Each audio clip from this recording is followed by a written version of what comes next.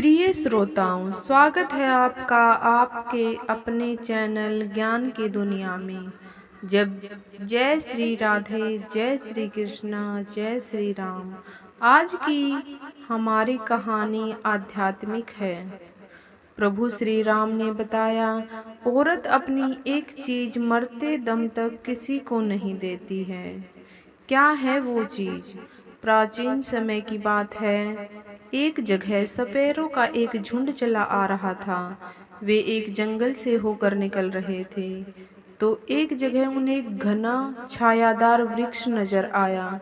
वे सभी उस वृक्ष की छाया में बैठकर आराम करने लगे।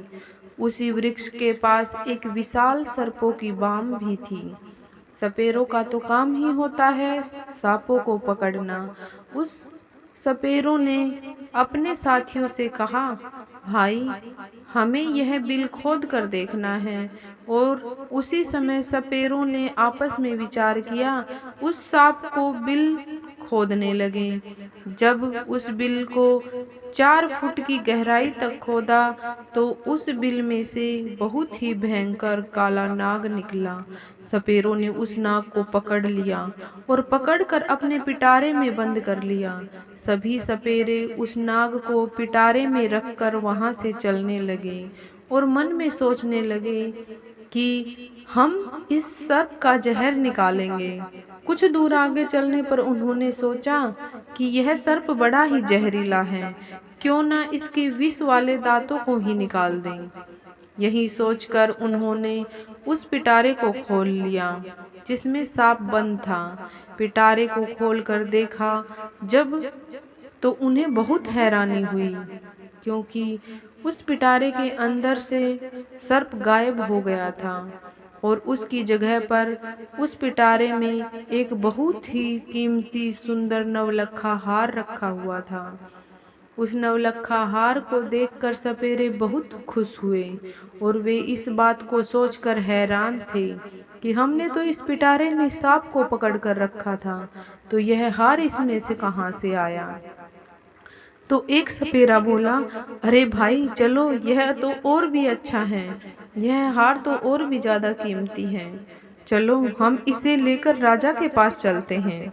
राजा इस हार के बदले में हमें मुंह मांगा धन दे देगा।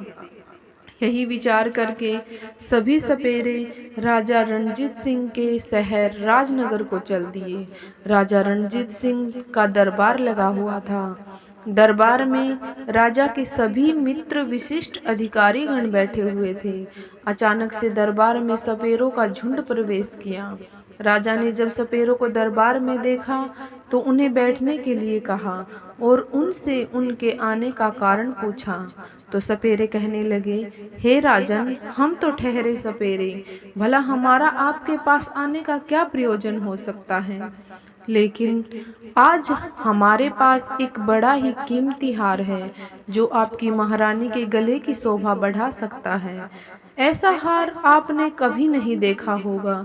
तो राजा कहने लगे, दिखाओ दिखाओ, कैसा हार है। तो सपेरे ने उस पिटारी को खोलकर दिखाया जिसमें वह हार रखा हुआ था। उस विचित्र हार को देखकर राजा सहित राजा का पूरा दरबार अचंभित रह गया और वास्तव में उन्होंने वैसा हार पहले कभी नहीं देखा था। हार को देखकर राजा रणजीत सिंह सपेरों से कहने लगे, तुम यह विचित्र हार कहाँ से लाए हो।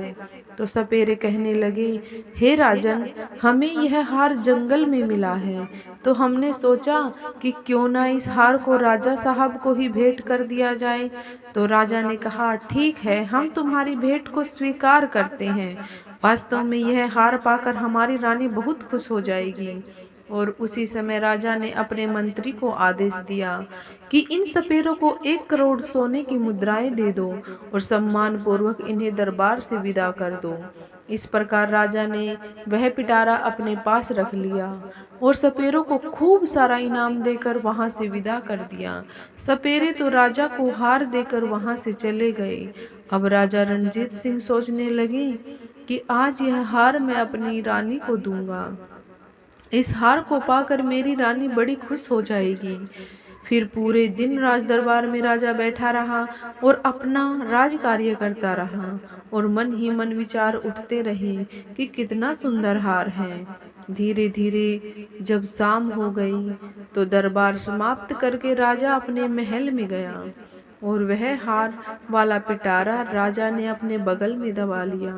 फिर जब महारानी ने देखा कि महाराज आ रहे हैं और उनके हाथ में कुछ रखा हुआ है, तो महारानी ने उन्हें बैठने के लिए पलंग बिछा दिया था।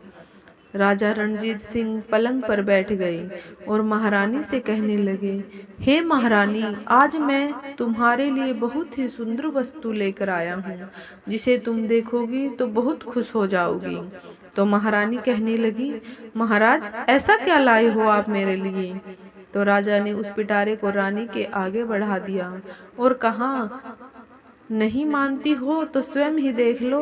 तो रानी ने जैसे ही उस पिटारे को खोल कर देखा तो उसमें क्या देखती हैं, एक बहुत ही सुंदर तेजस्वी 7 दिन का बालक लेटा हुआ है और अपना अंगूठा चूस रहा है। उस बालक के चेहरे पर अलौकिक दिव्य तेज चमक रहा था, और वह बालक इतना सुंदर था कि रानी उस बालक को देखती ही रह गई और कहने लगी, हे महाराज, इसमें तो बड़ा ही सुंदर बालक लेटा हुआ है। तो रानी ने जब कहा, तो बालक लेटा हुआ है, तो राजा रणजीत सिंह कहने लगे, नहीं रानी, बालक नहीं, इसमें नवलखा हार है। यह बालक कैसे बन सकता है? तो राजा को जब रानी की बात पर भरोसा नहीं हुआ तो राजा ने उस पिटारे को लेकर स्वयं देखा, तो वास्तव में उस पिटारे में बड़ा ही तेजस्वी बालक लेटा हुआ था। तो राजा के आश्चर्य का ठिकाना नहीं रहा। उस बालक को देखकर राजा और भी ज्यादा खुश हो गए, क्योंकि राजा रणजीत सिंह के पहले से कोई संतान नहीं थी। तो राजा और रानी हर समय संतान के बारे में सोचकर दुखी रहा करते थे। अब तो राजा और रानी दोनों के मन में विचार किया कि यह पुत्र हमें भगवान श्री हरि विष्णु जी ने प्रदान किया है, और आज से हम दोनों इसे अपना पुत्र मानकर ही पाल लेंगे। इस बात का किसी को पता भी नहीं था कि जो राजा ने हार खरीदा है वो बालक बन गया है, परंतु राजा की कुछ दासियां वहां उनका वार्तालाप सुन रही थीं। तो रानी ने पूछा कि यह बालक तुम्हें किसने दिया है? तो राजा ने बताया, आज दरबार में सपेरों का झुंड आया था, उन्होंने ही हमें एक पिटारे में रखकर नवलखा हार भेंट किया था, लेकिन भगवान श्री हरि की कृपा से दरबार में महलों को आते आते यह हार सुंदर पुत्र का रूप बन गया है। अब हम इस बालक का पालन पोषण बड़े ही राजशाही तरीके से करेंगे। आज से यह बालक हमारा पुत्र है और आगे चलकर यही हमारी राजगद्दी का मालिक होगा। उसी दिन से राजा और रानी उस बालक को अपने पुत्र की तरह पालने लगे। एक दिन राजा ने अपने दरबार में यह घोषणा कर दी कि हमारी रानी के गर्भ से एक सुंदर पुत्र ने जन्म लिया है। यह सुनकर राजा रणजीत सिंह की प्रजा ने बड़ी खुशी मनाई और संपूर्ण नगर में उत्सव मनाया गया। चारों ओर खुशियां ही खुशियां थीं, क्योंकि महाराज के यहाँ तो अब कोई संतान ही नहीं हुई थी। राजा और रानी बड़े प्रसन्न थे और बड़े ही प्रसन्नता पूर्वक उस बालक का पालन कर रहे थे। धीरे धीरे वह लड़का बड़ा हो रहा था और जैसे जैसे समय गुजरता गया वह लड़का जवान होता चला गया। जब उस लड़के की आयु 21 साल की हो गई तो महाराजा रणजीत सिंह के मन में विचार आया कि अब मेरे पुत्र का विवाह कर दिया जाए। राजा साहब उस घटना को भूल गए थे कि लड़का हमें किस तरह से प्राप्त हुआ है। तो एक दिन राजा ने अपनी महारानी से कहा कि अब हमारा पुत्र विवाह के योग्य हो गया है और अब इसका किसी सुंदर कन्या से विवाह करना है। तो राजा का यह प्रस्ताव रानी को भी बहुत पसंद आया और रानी बोली, शुभ कार्य में देरी कैसी, जितनी जल्दी हो सके आप मेरे पुत्र का विवाह कर दीजिए। तो राजा रणजीत सिंह के राज्य से लगा हुआ एक दूसरा राज्य था रामपुर। वहाँ के राजा थे राम भजन। उनकी बड़ी सुंदर कन्या थी, उसका नाम था मोहिनी। राजा राम भजन की कन्या मोहिनी 14 विद्याओं में पारंगत थी। राजा ने अपने आचार्य से उस लड़की को समस्त विद्याओं का ज्ञान कराया था। धीरे धीरे राजकुमारी मोहिनी जब विवाह योग्य हो गई थी तो राजा राम भजन विचार करने लगे थे कि अब मुझे अपनी पुत्री का विवाह करना है। पुत्री के विवाह की बात मन में आते ही राजा ने अपने दरबार में नाई और पंडित जी को बुला लिया और टीका की सामग्री देकर नाई और पंडित को वर खोजने के लिए भेज दिया। भगवान श्री विष्णु जी कहते हैं, हे देवी लक्ष्मी, पहले नाई, फिर पंडित, फिर सब वर खोजने लगे। राजा ने उनसे कहा कि जाओ, हमारी पुत्री के योग्य किसी राजकुमार को टीका करके आना। तो नाई और पंडित जी राजकुमारी के टीका की सामग्री लेकर दूसरे राज्य के लिए निकल पड़ते हैं और कई राज्यों में घूमने लगे, परंतु उन्हें उस पुत्री के समान तेजस्वी और सुंदर राजकुमार नहीं मिला। तो नाई और पंडित ने भ्रमण करते करते परेशान हो गए थे। अंत में वे चलते चलते महाराजा रणजीत सिंह की नगरी में पहुंचे। राजमहल में आनंद का दरबार लगा हुआ था। अचानक नाई और पंडित जी का दरबार में आगमन हुआ। राजा रणजीत सिंह उन्हें देखते ही समझ गए कि कोई नाई और पंडित जी हैं, तो किसी राजा की कन्या का रिश्ता लेकर आए हैं। फिर भी राजा ने उनसे पूछा, आप लोग कौन हैं और यहाँ क्यों आए हैं? तो नाई और पंडित जी बोले, महाराज, हम राजा राजभजन के नाई और पंडित हैं। उनकी कन्या मोहिनी का टीका लेकर आए हैं। हमारी महाराज की कन्या राजकुमारी 14 विद्याओं में पारंगत है। हमने सुना है कि आपके राजकुमार भी अब विवाह योग्य हैं। तो राजा रणजीत सिंह कहते हैं, हे पंडित जी, आपने ठीक सुना है।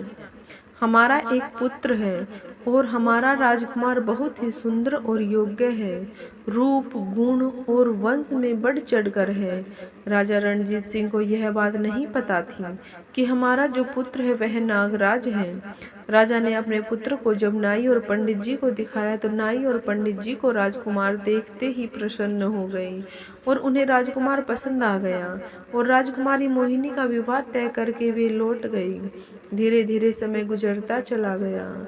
जब विवाह का उचित समय आया तो राजा अपने पुत्र को सजाकर दुल्हा बनाकर राजा राम भजन के यहाँ बारात लेकर चलते हैं और मंजिल दर मंजिल यात्रा करके राम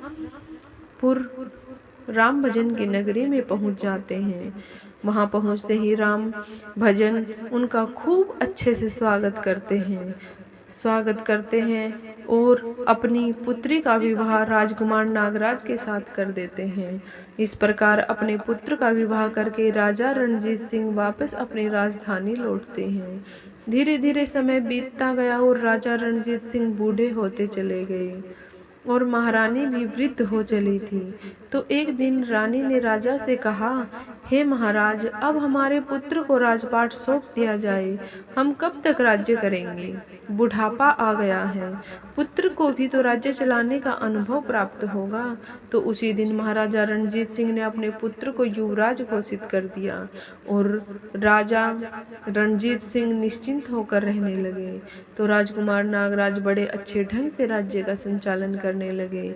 बस इसी तरह कुछ समय बीत गया। एक दिन की बात है, राजकुमारी मोहिनी अपनी दासी से बातचीत कर रही थी। तो राजकुमारी की दासी राजकुमारी से कह रही थी, हे महारानी, आपने तो देखा होगा कि महिलाओं के पेट में अक्सर कोई बात नहीं रुकती है।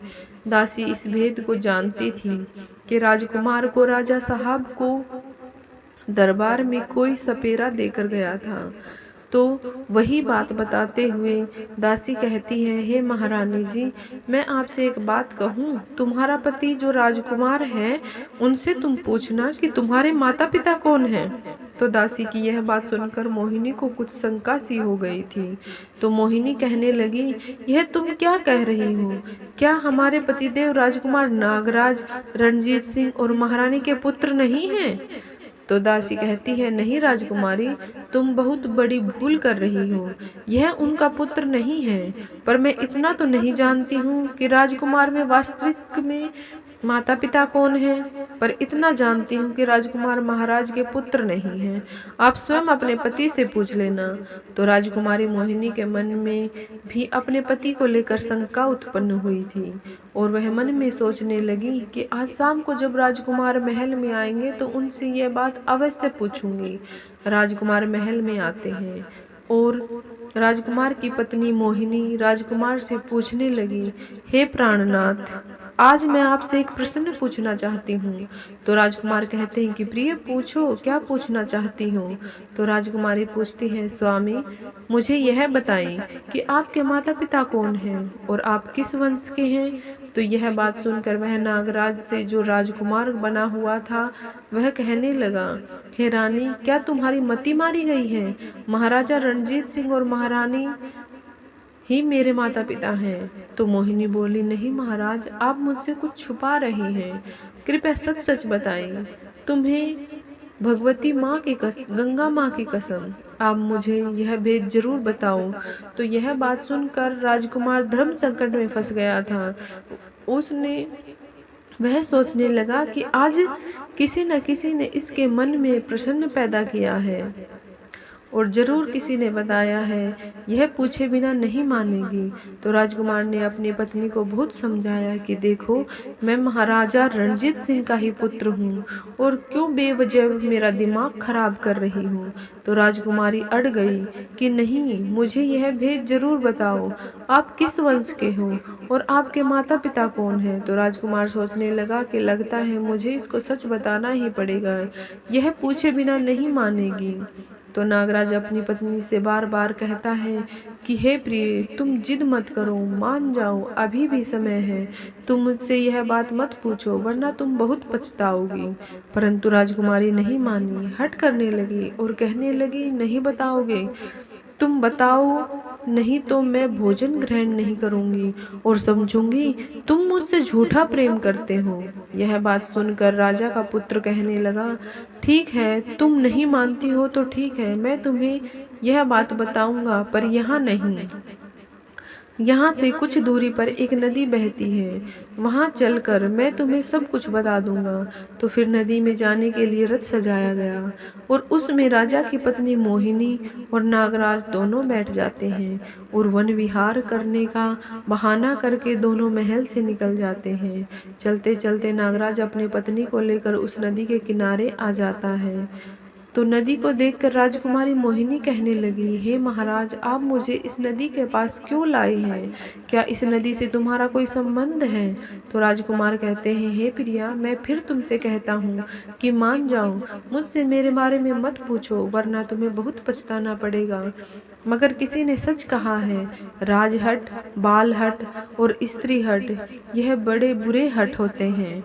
राजकुमार के समझाने पर भी राजकुमारी नहीं मानी और कहने लगी, नहीं महाराज, मुझे यह जरूर बताओ कि तुम किस वंश के हो।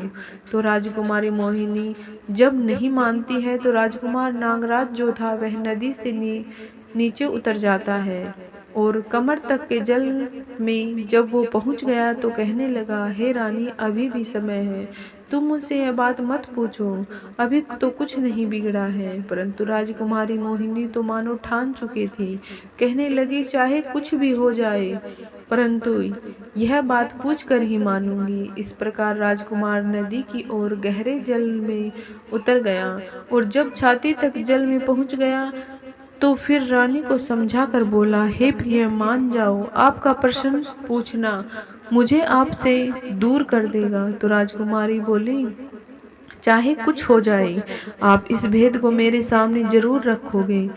तो जब राजकुमार और आगे बढ़ा और जब अपनी थोड़ी के बराबर जल में गया तो कहने लगा, रानी, अभी तेरे पास समय है, यह जानने की कोशिश मत कर मैं कौन हूँ। लेकिन रानी नहीं मानी। फिर क्या होता है, राजकुमार ने अपना असली नाग रूप धारण कर लिया और नदी के जल के ऊपर अपना फन दिखाने लगा। अपना फन दिखाने के बाद वह उस नदी के अंदर समा गया, फिर कहीं निकल गया, फिर वापस बाहर ही नहीं आया। तो जब काफी देर तक राजकुमार नहीं लौटा तो राजकुमारी मोहिनी घबरा गई, क्योंकि अब उसका पति नाग रूप में कहीं चला गया था। तो मोहिनी ने वहां उसे खोजने की बहुत कोशिश की, परंतु वो नहीं मिला। तो उसने मोहिनी अपने रथ को लेकर अपने सारथी के साथ वापस राजमहल में आ गई और राजा को बताया कि राजकुमार नदी में विलुप्त हो गई है। राजा को बड़ा दुख हुआ और राजा कहने लगा, मेरा पुत्र उस नदी में डूब गया है। वह अपनी सेना को आदेश देते हैं, जाओ नदी के जल को खंगालो और कम से कम उसकी लाश को तलाश करो। तो राजा ने 500 सैनिक रानी मोहिनी के साथ उस नदी पर गए और नदी में जाकर जगह जगह जाल डलवाए गए, परंतु कोई सफलता नहीं मिली, क्योंकि वह तो एक नाग था और अपने असली नाग रूप को प्राप्त करके वापस लौट आ गया था। कई गोताखोरों ने नदी में राजकुमार की तलाश की, परंतु कुछ हाथ नहीं लगा। हार कर राजा, रानी और राजकुमारी मोहिनी वापस अपने महलों को लौटते हैं। तो राजा तो बर्बाद हो गए थे और पुत्र का दुख उनके ऊपर और आ गया था। तो राजा के मन में यही था कि नदी में डूबकर मेरा पुत्र मर गया है। तो राजा बड़ा दुखी रहने लगा और महारानी मोहिनी जो नागराज की पत्नी थी वह भी बड़ी दुखी रहने लगी और मन ही मन अपने आप को कोसने लगी कि मैंने बहुत बुरा किया। मेरी ही करनी के कारण आज मेरा पति मुझसे दूर चला गया। यदि मैं उनसे उनके वंश के बारे में पूछने की जिद न करती तो शायद पति मुझसे दूर नहीं होता। लेकिन यह बड़ी विदुषी थी और 14 विद्याओं में निपुण थी। काफी विचार करने के बाद उन्हें एक तरकीब सूझी। उन्होंने अपने संपूर्ण नगर में घोषणा करवाई कि कोई भी व्यक्ति मुझे कोई नई बात सुनाएगा तो उसके बदले उसे 1000 स्वर्ण मुद्राएं दी जाएंगी। तो वहाँ आज, चाहे वो आज की बीती हो या किसी प्राचीन घटना से संबंधित कोई भी कहानी हो, कथा हो, चाहे कोई भी सुनाएगा, स्वर्ण मुद्राएं मिलेंगी। इसलिए रानी मोहिनी के पास कथा सुनाने वालों की भीड़ लगनी रहती थी। कोई आप बीती कहानी सुना रहा था, कोई किसी राजा का इतिहास सुनाने में लगा था। अब तो राजकुमारी मोहिनी को यही काम था। वो सुबह से लेकर शाम तक नई नई कहानियां और किस्से सुनती रहती थी। एक दिन की बात है, राजा साहब के राज्य का एक बूढ़ा आदमी अचानक से उसी जंगल से गुजर रहा था। वह बूढ़ा आदमी जंगल को पार करते करते उसी जंगल में रात्रि हो गई थी। तो जब रात्रि हो गई तो वह मन में विचार से सोचने लगा कि अब तो रात में आगे जाना ठीक नहीं है, क्योंकि जंगल में बहुत से हिंसक पशु मिल सकते हैं। यही सोचकर वो बूढ़ा आदमी उसी जंगल में बरगद के पेड़ पर चढ़कर बैठ गया था। रात्रि का समय था। वृद्ध व्यक्ति को डर के मारे नींद नहीं आ रही थी। तो अब रात के 12 बजे का समय हुआ तो उसने देखा कि बाहर एक झाड़ू लगाने वाला आया था और उस पूरे जंगल में झाड़ू लगा दिया था। फिर उसने देखा कि एक पानी छिड़काव करने वाला आया था। उसने हर जगह पर पानी छिड़काव कर दिया था। उसके बाद कुर्सियां आनी शुरू हो गई थी। फिर एक सिंहासन आया। अचानक से वहां पर तंबू की व्यवस्था हो गई। उस जगह को सजाकर बड़ा रमणीय बना दिया गया। तो वह बूढ़ा आदमी बरगद पर बैठा बैठा यह सब देख रहा था। उसने देखा कि वहां पर सभा होने लगी। तो वह वृद्ध बहुत घबरा गया था। मन में सोच रहा था कि यह सब क्या हो रहा है, यह लोग कौन हैं और आज यह मुझे जिंदा छोड़ेंगे या नहीं। वहां से एक सुंदर अतिथि वहाँ आए थे। वे विचित्र इसलिए थे क्योंकि उनका आधा शरीर नाग का था और आधा शरीर मनुष्य का था। दिव्य शरीर वाले नागराज देखने में बड़े भयंकर लग रहे थे।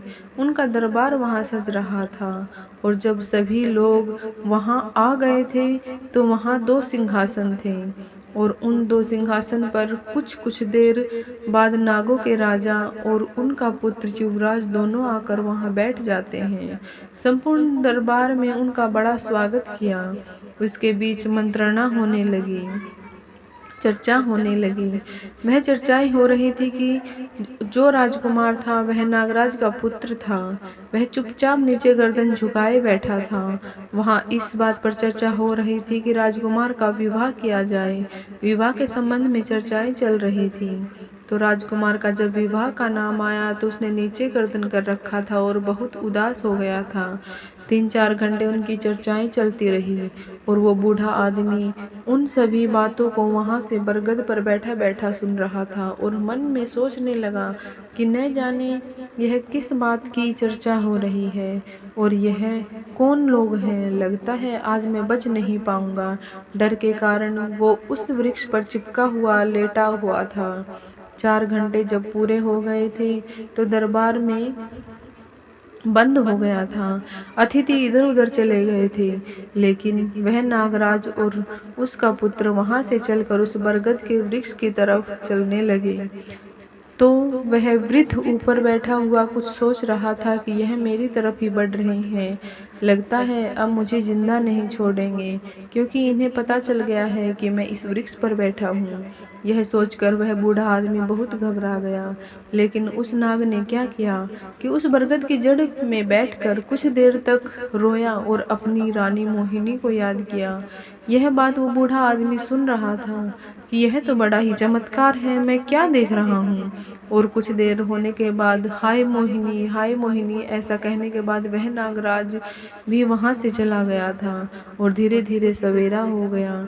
तो प्रातःकाल जब हुआ तो बूढ़ा आदमी उस वृक्ष से नीचे उतरा और नीचे उतरने के बाद वापस अपने नगर को लौट आया और मन में सोचने लगा, वैसे भी मैं बहुत बड़ा गरीब आदमी हूँ और रानी मोहिनी भी नई नई कहानियाँ सुनती रहती है, तो क्यों न चलकर इस बात को महारानी को सुनाया जाए। इसके बदले में महारानी बहुत सारा धन दे देंगी और मैं पैसे वाला हो जाऊंगा। ऐसा विचार करके वो बूढ़ा आदमी उसी जगह पर आ गया जहाँ रानी मोहिनी ने मंडप लगाया हुआ था, जहाँ वो कथाएं सुना करती थी।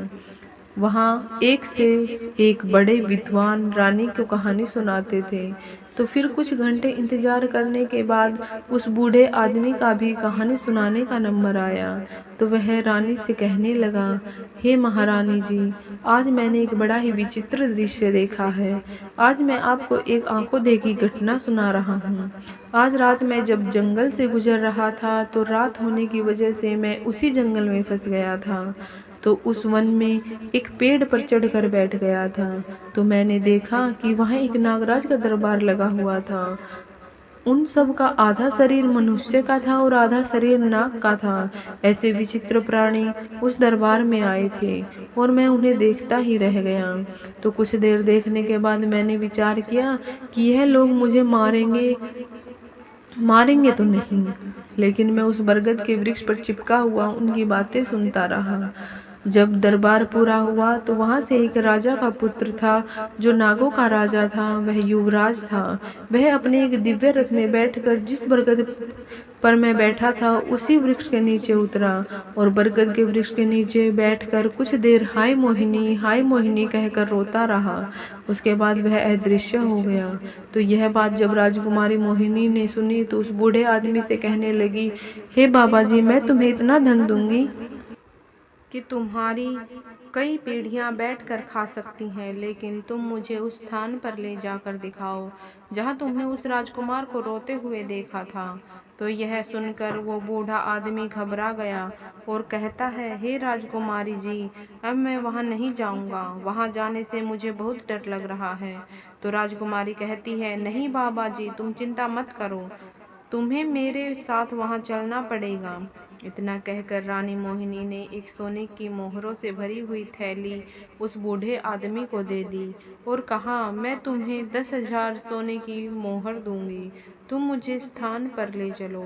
तो धन पाकर वो बूढ़ा आदमी खुश हो गया और वह राजकुमारी को लेकर जंगल की तरफ चल देता है। तो उसी स्थान पर पहुंचकर बूढ़े आदमी ने बताया कि राजकुमारी जी, मैंने इसी बरगद के वृक्ष के ऊपर बैठकर यह सब कुछ देखा था। तो राजकुमारी बोली, तो बाबा जी, मैं आज देखूंगी अपनी आंखों से। इस प्रकार वो बूढ़ा आदमी और रानी उस वृक्ष की डाल में बैठकर इंतजार करने लगे। और इंतजार करते करते पूरी रात निकल गई, परंतु वहां पर कोई नहीं आया। उस दिन ना तो कोई दरबार सजा था, ना कोई नृत्य गान हुआ था। तो मोहिनी उस पर क्रोधित हो गई और कहती है, बाबा तुमने झूठ बोला है और इसके लिए तुम्हें कड़ी से कड़ी सजा दे सकती हूँ। तो उस वृद्ध आदमी कहने लगा, नहीं महारानी जी, मैंने कोई झूठ नहीं बोला है, मैंने तो अपनी आंखों से देखा था, वही आपको बताया था। तो रानी बोली, तो आज क्या हुआ? तो बूढ़े आदमी ने कहा, हे रानी, यह तो मैं नहीं जानता हूँ कि वो लोग आज क्यों नहीं आए। तो उस दिन रानी मोहिनी निराश होकर अपने घर लौट आई। तो वह बूढ़ा आदमी मन में विचार करने लगा कि उस दिन कौन सी तिथि थी जिस दिन दरबार लगा था। उसने यह बात ज्योतिषी से पूछी। ज्योतिषियों ने बताया कि उस दिन पूर्णिमा की तिथि थी, चंद्रमा पूर्ण रूप से उदय हुआ था और ऐसे अवसर पर देवी देवताओं की सभा कुछ क्षेत्रों में हुआ करती हैं। हो सकता है कि तुमने उस सभा को देख लिया हो। तो वो बूढ़ा आदमी सोचने लगा कि अगली पूर्णिमा आएगी तो मैं रानी को लेकर वहां जाऊंगा। और महारानी ने उस बूढ़े से कह दिया था कि यदि तुम मुझे यह दृश्य दिखा दोगे तो मैं तुम्हें इनाम दूंगी। धीरे धीरे समय बीत गया और जब अगले माह का समय आया तो वृद्ध ने महारानी से बोला, हे महारानी जी, आप अब मेरे साथ उस जंगल में चलो, आज मैं आपको वही दृश्य दिखाऊंगा। तो महारानी मोहिनी और बूढ़े आदमी दोनों जंगल में चल देते हैं और वहां पहुंचकर वह उस बूढ़े आदमी को बरगद की जड़ में छिपकर बैठ जाते हैं। फिर जब रात के 12 बजने का समय नजदीक आया, देखते ही देखते वहां पर एक झाड़ू लगाने वाला आ गया और उसने झाड़ू लगाया। पानी का छिड़काव करने वाला आया और उसने पानी का छिड़काव किया। फिर थोड़ी देर में वहां पर कुर्सियां आ गई, चारों तरफ मंडप सजाया गया। धीरे धीरे वहां नाग लोग आने लगे। उन लोगों का आधा शरीर मनुष्य का था, आधा शरीर नाग का था। बूढ़े आदमी ने इशारे से कहा, महारानी जी अब ध्यान से देखिए, यही सब मैंने उस दिन देखा था। तो महारानी मोहिनी उस दृश्य को बड़े गौर से देख रही थी। कुछ समय बाद रानी का पति भी आ जाता है। उस नागराज का पुत्र था, वह भी आया, पर उसका चेहरा आज भी उदास था। उसका आधा शरीर नाग का था और आधा शरीर मनुष्य का था। तो महारानी ने उसे देखा तो देखते ही पहचान लिया और कहने लगी, यही मेरा पति है, लेकिन मुझे इसे कैसे प्राप्त करना है। वह विचार करने लगी, और मैं अपने पति को कैसे प्राप्त कर सकती हूँ। तो महारानी हिम्मत करके धीरे धीरे उस वृक्ष के कोने से बाहर निकलने लगी। तो बूढ़ा आदमी डर रहा था। तो बूढ़े आदमी ने राजकुमारी से कहा, राजकुमारी जी, आप थोड़ी देर प्रतीक्षा कीजिए। 4 घंटे तक महासभा चल रही थी। जब सभा समाप्त हुई तो राजकुमार भी उसी बरगद के पास आकर बैठकर रोने लगा और उसे देखकर रानी डर गई, क्योंकि उसका आधा शरीर नाग का था और आधा शरीर मनुष्य का था। चेहरा तो उसका राजकुमार का ही था। तो अपने पति को रोता देखकर राजकुमारी से रहा नहीं गया। तो राजकुमारी निकलकर उसके पास गई और उसका हाथ पकड़ लेती है। तो अचानक से महारानी के सामने खड़ा देखकर नागराज एकदम से हड़बड़ा कर कहने लगा, रानी तुम यहाँ? तो फिर रानी कहने लगी, हाँ, मैंने आपको खोजने के लिए क्या क्या नहीं किया, लेकिन अब मैं आपको कभी भी नहीं जाने दूंगी। यह सुनकर राजकुमार कहने लगा, अब तो बहुत समय हो गया है, अब तो मुझे प्राप्त नहीं कर सकती हूँ। यहाँ जो सभा होती है वह मेरे विवाह को लेकर होती है। मेरे पिता मेरे विवाह का प्रस्ताव रख चुके हैं और जब तीसरी सभा होगी तो मेरा विवाह तय हो जाएगा। और जब मेरा विवाह तय हो जाएगा तो बताओ मैं तुम्हारे साथ कैसे रह पाऊंगा। मुझे अपनी पत्नी के साथ रहना पड़ेगा। तुमने तो आज मुझे त्याग दिया था। मैंने उस दिन तुमको बार बार समझाया था कि मुझसे मत पूछो।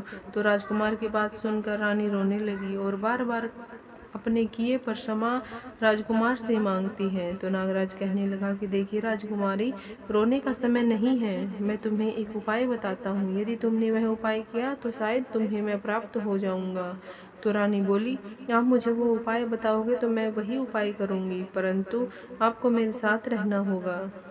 तो राजकुमार बोला, प्रिया, अब मेरे जाने का समय हो गया है, मुझे मेरे पिता के दरबार में पहुंचना है, लेकिन अगली पूर्णिमा के दिन तुम इसी प्रकार यहाँ आकर बैठना होगा।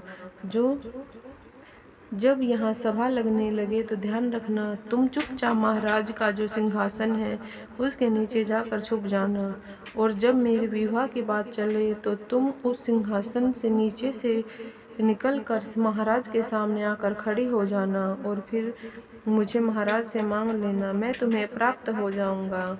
यह कहकर राजकुमार अदृश्य हो गया और महारानी और वह बूढ़ा आदमी अपने नगर को लौट आई। तो रानी बड़ी सोच में पड़ी थी कि राजा भी अपने पुत्र शोक में दिन रात दुखी रहता है।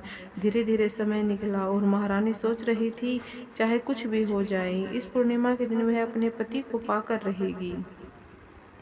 यह सोचकर मगन मुद्रा में रानी ने अब कथाओं को सुनना भी बंद कर दिया। अब तो वह किसी की भी नहीं सुनती थी, ना किसी से बोलती थी, क्योंकि वह अपने पति से एक बार मिल चुकी थी।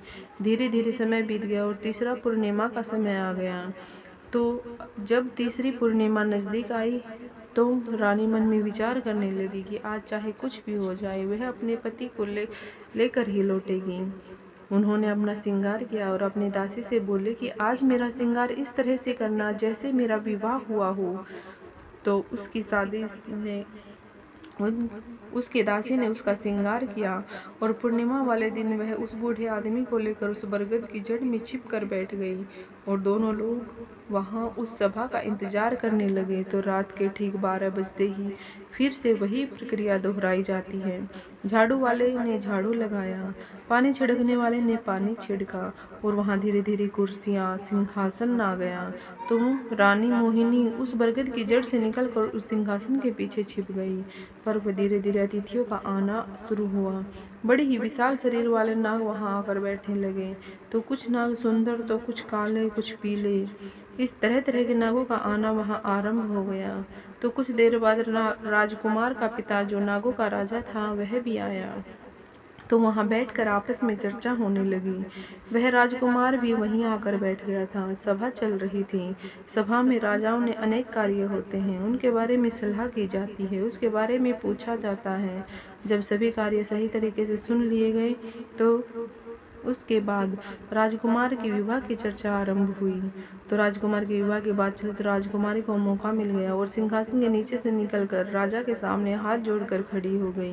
अचानक से एक कन्या वहां पर आई देख सभी हड़बड़ा गई और उसे देखकर नागराज कहने लगा, हे पुत्री, तुम कौन हो? यहाँ इस सुनसान जंगल में मध्य रात्रि के समय तुम यहाँ क्यों आई हो? क्या तुम्हें मृत्यु का जरा भी भय नहीं है? क्या तुम नहीं जानती हो कि हम सब नागलोग हैं? नागलोग कितने जहरीले होते हैं, यह तुम्हें नहीं छोड़ेंगे। यह बात सुनकर मोहिनी कहने लगी, हे महाराज, मुझे डर किस बात का? मैं तो आपके पुत्र वधू हूँ, आपके राजकुमार मेरे पति हैं। नहीं मान रहे हो तो इनसे ही पूछ लो, इनके साथ मेरा विवाह हुआ है। तो जब महाराज ने अपने पुत्र राजकुमार से पूछा, राजकुमार यह कौन है? तो राजकुमार ने पूरी कहानी सुनाई। कहा, हे पिताजी, एक दिन मुझे सपेरों ने पकड़ लिया और मैं पिटारे में रख कर ले गए। मुझे जाने लगे थे। मैंने अपने को बचाने के लिए उस पिटारे के अंदर नौलखा हार का रूप बना लिया। तो उन सपेरों ने नौलखा हार को महाराजा रणजीत सिंह के यहाँ दे दिया। तो मैंने सोचा कि राजा के यहाँ कोई पुत्र नहीं है, क्यों न मैं राजा का पुत्र बन जाऊं। तो मैंने अपनी माया से पुत्र का रूप कई साल वहाँ रहकर राजमहलों का सुख भोगा और महाराज ने मुझे अपने पुत्र की तरह पाला और इसी सुंदर स्त्री से साथ मेरा विवाह संपन्न हुआ था। लेकिन एक दिन सुंदरी ने जिद करके मुझसे वंश के बारे में पूछा। मैंने उसे बहुत समझाया था, परंतु वह नहीं मानी। तो इसे लेकर मैं वहाँ गया जहाँ मेरा स्थान था और वहाँ पहुँचकर मैंने अपने वास्तविक रूप में आ गया, अपने परिवार के पास चला गया। तो यह बात सुनकर महाराज कहने लगे, क्या यह सच है? तो मोहिनी ने कहा, हाँ महाराज, ऐसा ही हुआ था मेरे साथ। मेरा विवाह इन्हीं के साथ हुआ था, लेकिन अब इनका आधा शरीर नाग का है, जबकि पहले इनका पूरा शरीर मनुष्य का था। तो मोहिनी की बात सुनकर नागराज ने अपने पुत्र को फटकार लगाई और कहा, पहले तो तुमने हमारी परंपरा के खिलाफ जाकर पृथ्वीलोक पर विवाह किया और फिर उसके बाद इसी स्त्री को छोड़कर हमारे पास वापस आ गई हूँ। तुमने यह अपराध किया है, तुमने यह घोर निंदनीय कार्य किया है। अब तुम जाओ, मैं तुम्हें श्राप देता हूँ। जब तक यह स्त्री जीवित रहेगी तब तक तुम इस लोक पर रहकर इसका साथ दोगे। इसे छोड़ नहीं सकते हो। तुम्हें इसे अपनी पत्नी के रूप में रखना होगा और जिस राजा कि तुम पुत्र बने थे, उस राजा का राज्य भी तुम्हें संचालित करना होगा और उस राजा की सेवा करनी होगी। तो नागराज ने मोहिनी को उसका पति प्रदान कर दिया और वह अपने उसी दिव्य शरीर में आ गया। उसके बाद रानी मोहिनी और राजकुमार नाग अपने पिता से सर झुकाकर आशीर्वाद लिए और अपनी पत्नी के साथ विदा लेकर वहां से चल पड़े। जब वे अपनी नगरी में पहुंचे तो वहां पहुंचकर उन्होंने देखा कि पुत्र शोक से व्याकुल होकर महाराज की स्थिति बहुत खराब थी। तो महाराज ने जब अपने पुत्र को देखा तो बड़े प्रसन्न हुए। उन्हें ऐसा लगा जैसे वह समस्त बीमारियों से मुक्त हो गए हों। पूरे महल में खुशियां मनाई गई। राजा साहब ने पूरे शहर में यह खबर भिजवा दी कि हमारा राजकुमार वापस लौट आया है। यह सुनकर संपूर्ण नगर में प्रसन्नता और का उत्सव मनाया गया और राजा रणजीत सिंह उनकी महारानी अपने पुत्र को पाकर धन्य हो गए थे। भगवान श्री राम कहते हैं, हे देवी सीते, इस प्रकार रानी मोहिनी ने अपने खोए हुए पति को पा लिया और बड़े प्रेम के साथ अपने पति के साथ रहने लगी। भगवान श्री राम ने बताया कि हे देवी सीते, इस कहानी में सीखने और समझाने वाली बात यह है कि चाहे कितनी भी कोई प्यारी चीज क्यों न हो, पतिव्रता स्त्री हो, लेकिन उसकी जिस हट से आपके प्राण जाते हैं उसी हट से वापस भी आते हैं। जिस बात को बताने से स्वयं पर परिजन पर संकट आता हो उसे कभी नहीं बतानी चाहिए। जिस बात के कहने से स्त्री के माता पिता का अपमान होता हो, आपकी प्रमाण प्रतिष्ठा धूमिल हो, उस बात को कभी नहीं बताना चाहिए। जिन बातों को कहने से घर में कलेश मचता हो, रिश्ता टूटने का डर हो, उन बातों को कभी नहीं बताना चाहिए। समझदारी इसी में है कि कुछ बातें पिता, पुत्र, पत्नी और माता से छिपा कर रखनी चाहिए, जिनकी वजह से परिवार में घोर संकट न आ जाए। इस प्रकार भगवान श्री राम ने माता सीता के माध्यम से समस्त मनुष्य जाति को यह कथा सुनाई ताकि समस्त मनुष्य जाति पर कोई संकट न आए। प्रिय श्रोताओं, आपको ये कहानी कैसी लगी? कृपया कमेंट बॉक्स में ज़रूर बताना। प्रेम से बोलिए जय श्री राम, जय श्री बजरंगबली। ऐसे ही रोचक और आध्यात्मिक वीडियो के लिए चैनल को सब्सक्राइब कर लें। अब इस कहानी को अपने दोस्तों के साथ शेयर करें। कमेंट बॉक्स में जय श्री राम लिखना ना भूलें। फिर मिलते हैं एक और दिलचस्प वीडियो के साथ। धन्यवाद।